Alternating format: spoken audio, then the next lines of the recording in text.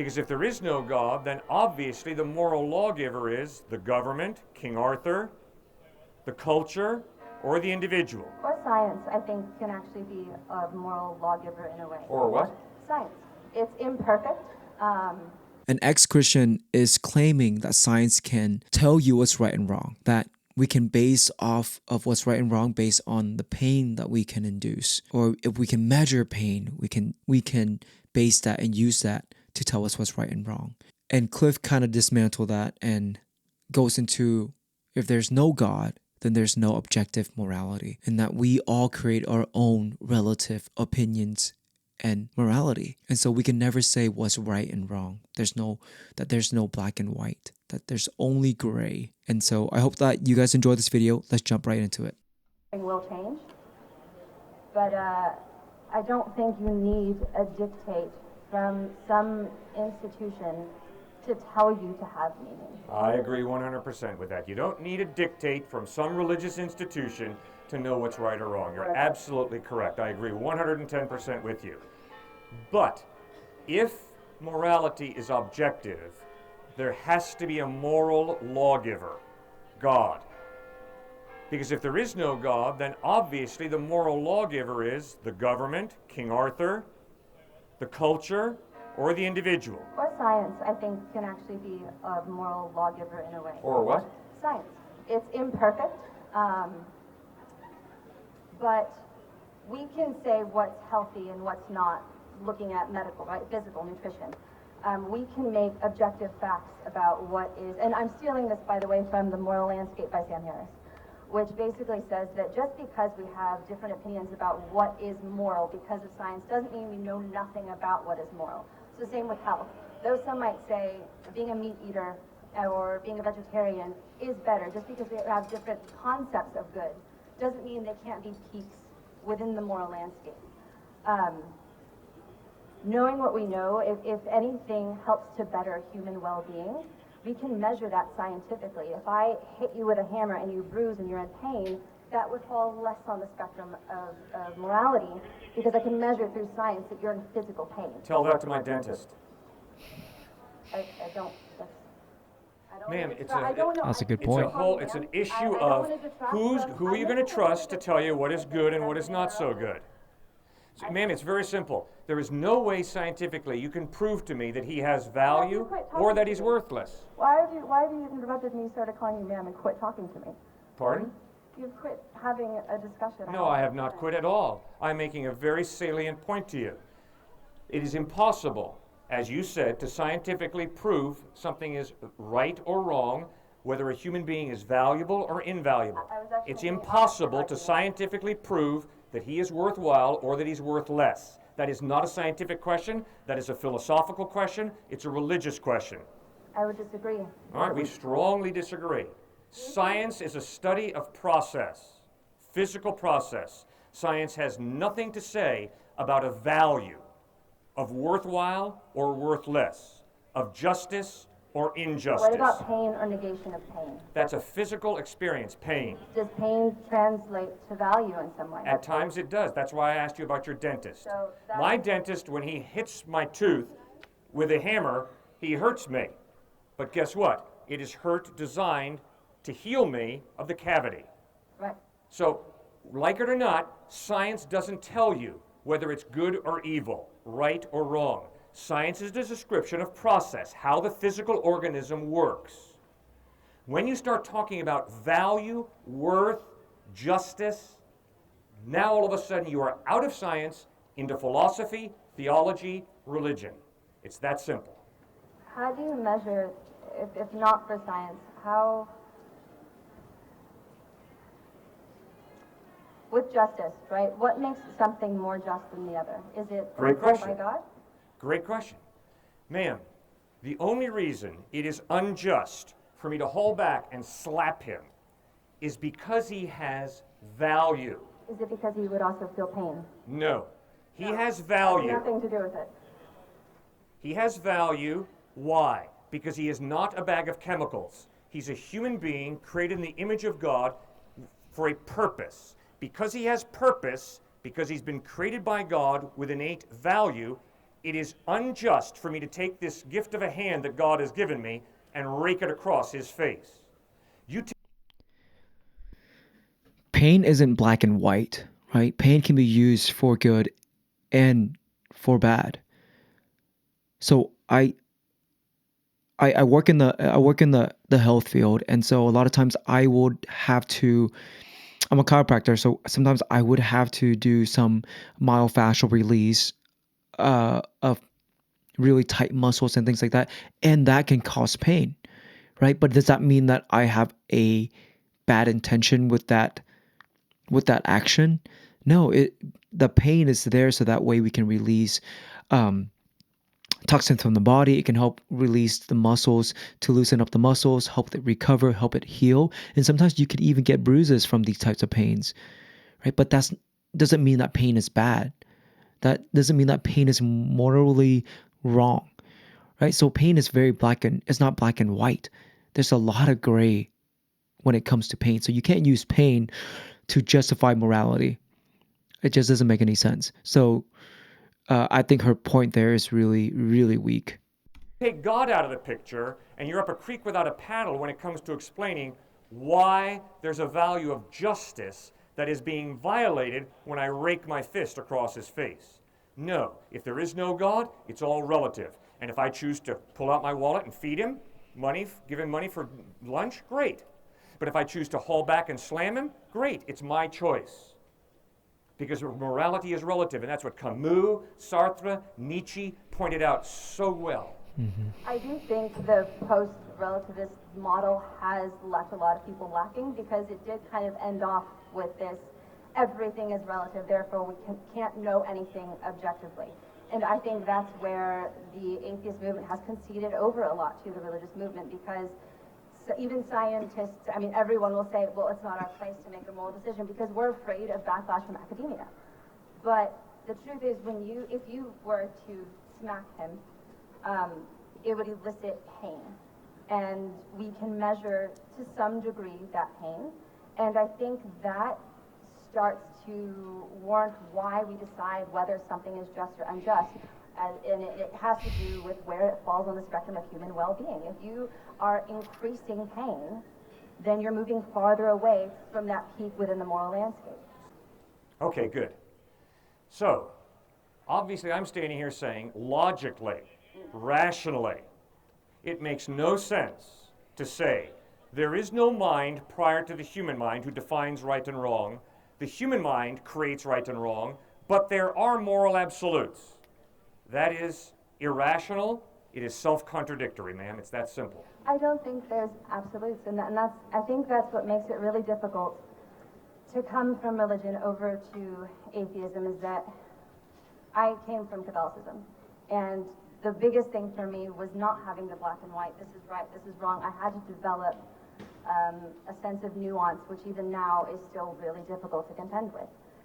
Sometimes something can be both right and wrong. Sometimes something can be painful and be bettering me. So if I go to the gym and I'm working out and I'm in pain, right, but I understand it's still leading me to a life of greater satisfaction, not just acute pleasure, which is why I'm not a proponent of hedonism, right? Sorry, what was the comment or question back from that? My comment was, it is illogical to say there is no mind prior to the human mind, which means obviously it's the human mind who creates right and wrong, Sure. and therefore there is objective morality. No therefore. If the human mind creates right and wrong, then it's your mind, her mind, his mind, my mind, your mind, and none of us have the right to say, I am right and you are wrong. No, I have to say, from my perspective, this is right, but from your perspective, it's wrong. I'm not correct, you're not incorrect, I'm not right, you're not wrong. It's all relative. I see. So we're going back to kind of like the ego and how everything outside of us is perception, right? So right and wrong is our perception. There is no right outside of us unless, in your opinion, it would be unless there's a God that tells you. There's no other way for us to objectively know what is right or wrong. Is that a correct kind of summation? A little bit? No, that's incorrect. What I'm simply saying is, if there is no God, it is impossible for there to be an objective right and an objective wrong. If there is no God, it is the individual or the culture or the power elite that define what's right and wrong, which means right and wrong are totally relative depending upon what culture, what power elite, or what individual you're talking to. Do you think that this kind of gets into the uncanny valley a bit where, I mean, it's possible that we live on a planet in the middle of the universe where objective right and wrongs don't exist. And humans, because that's a scary concept to grapple with, we have to invent an entity that tells us, no, it's okay. There is a right, there is a wrong, there is a heaven, there is a hell, there is a good, there is a bad. Because us existing in this limbo where an action is relative and I have to use my best faculties and culture and those around me to make the best decision is terrifying. Sure, That doesn't mean that the answer that religion provides is Sure, true. that's a possibility. That's a possibility, but what you're going to have to also acknowledge is there's another possibility. And that possibility is I don't want anybody telling me what's right and wrong. Because you see, I grew up in a Catholic background, and I got sick and tired of the Pope and priests and nuns telling me what was right and wrong. So I just jettisoned the whole idea of God and religion because I want to do my thing my way. In fact, I'm an American, which means I'm free, which means don't you dare tell me what's right and wrong. You see, moral relativism is the quickest way to deify my own opinion. The moral relativist is God, plain God, meaning by that, I am deciding what is right and what is wrong. And that's the quickest way I know to deify my own opinion. And ma'am, there's not a human being I know who's not tempted to do that. I certainly am tempted. I resent, at times, God telling me what to do. I want to do my own thing, my own way. That's all I'm saying. Well, I think what you're kind of creating a bit is a straw man, which is where you say, without a God, this is what people will do, and then you tear down that argument. That is not what I did. Okay. You did not listen to me. Okay. I was not putting up a straw man. I was thinking logically through the issue. Okay. This person that you claim to be, that you say possibly represents a large swath of humans, I would say is not necessarily true, and a majority of people, I think, would disagree. I think we all want guidance, but we've kind of grown up with this idea that to have guidance means we are going to go to communism, right? So soft paternalism, libertarian paternalism within a state, right? Even that we've seen it in the elections, that as soon as someone says, you know what, I think I can maybe help you make better decisions, I can guide you, people say, don't tell me what to do. But I think you'll see a large shift, given that a large majority of people my age wanted to vote for a candidate that believe that we need some sort of guidance, is showing kind of a mental zeitgeist. It's showing a shift that we understand that, I mean, 1 in 4 millennials is not religious. And I think we are suffering from kind of a cultural anxiety. We're coming to this conclusion that there is no God, yet where do we get our guidance from? And we know that we're in need of a guidance because we had it once. But I think to say that because there is no objective guidance, therefore the answer must be God, is dogmatic and dangerous. I think we have to leave other options available, and really delve into the uncomfortable questions of philosophy and literature and culture, and come to those meetings. And yes, maybe we do need new institutions that help to guide us, but I think the blind-faced one is outdated. Wouldn't it be nice if there was somebody out there that knew perfectly and exactly what we should do in our life, what kind of purpose we should have to give us the most amount of peace, joy, and happiness? And that person is the key to all of our struggles, all of our stress and fear and anxiety. And he gives us this wonderful guideline on how we should live. And you know what they say? You know, we say, oh, nope, that's we don't need that, right? Let's walk away from that guideline. That's exactly what she's saying. She said we once had a guideline, but we don't want that anymore. And that's just a heart of rebellion. Is we don't want somebody else to tell us what to do. Because if you had a parent, they would do everything and they would try to guide you the best that they can because they love you, right? And that's the same thing what God does for us. He put up guidelines, laws, and regulations and rules so that we can have the best life, that we can flourish. But people like her don't want it. We don't want that guideline.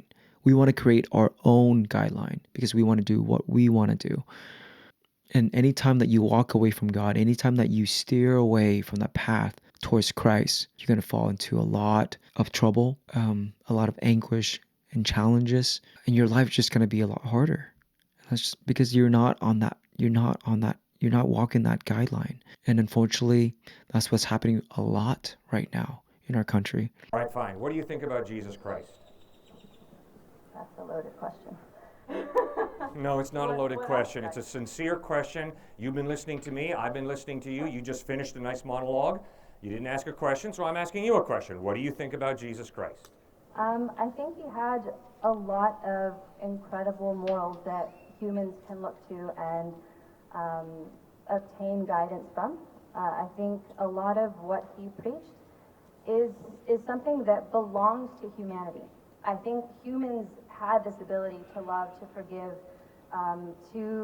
to be brothers and sisters to one another, and religion really liked that concept and saw that it was capable of building a community, so they co-opted it for themselves and created an entire institution from it, and then said, unless you believe in my institution, you can't have these things. You can't be moral, you can't be good. I mean, morality and civilization predated Christianity. We have the capacity to be moral people. But, you know, Jesus kind of said it was his, and only with him can you do these things.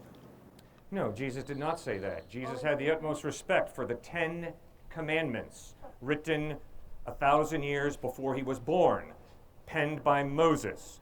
Jesus did not say it all starts with me and it's all here. No. He was in total agreement with the 10 Commandments, Exodus chapter 20, written 1,000 years before him. What Jesus did point out is, all of us have broken the 10 Commandments. We have all rebelled against God, and he claimed to be God come to the rescue, to bleed and die on a cross to forgive us, to give us God's grace, which would change us from the inside out, would transform us. And I can promise you, Mr. Trump, Mrs. Clinton cannot transform me. The Republican Party, the Democratic Party cannot transform me. It takes God. It takes Jesus Christ to transform the human heart.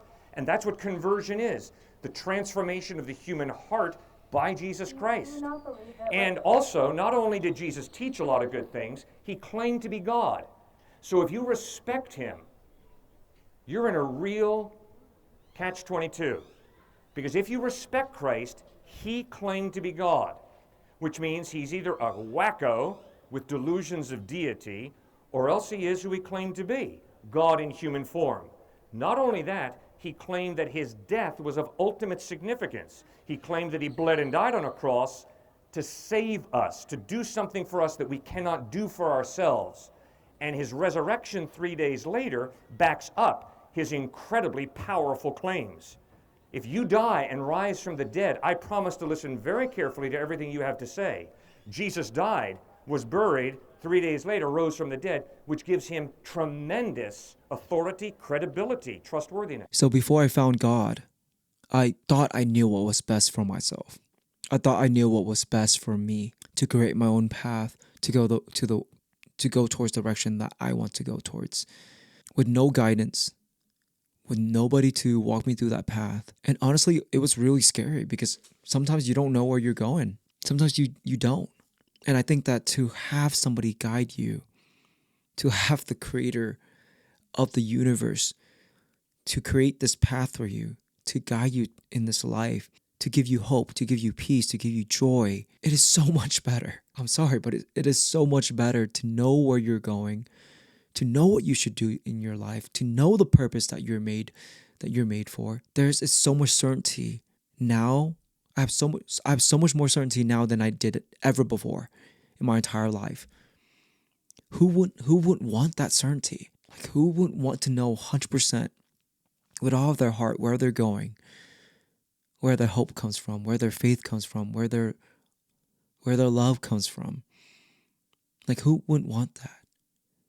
And I feel really bad for this woman because, or this ex-Christian, because she seems like she's searching for her own answer, and she's going to continue to search, and she will never find it unless she opens her heart back up to God. Because we all have a God-shaped hole, and that hole will never be filled with anything else but God himself. And we're going to try to do everything outside of God to try to fill up that gap. But we won't be able to. Nothing's going to fit. Right? It's like two puzzle pieces. You can't just force something in there. It's just only going to cause chaos. And yeah, it's going to cause chaos in your life. And that's what it usually leads to.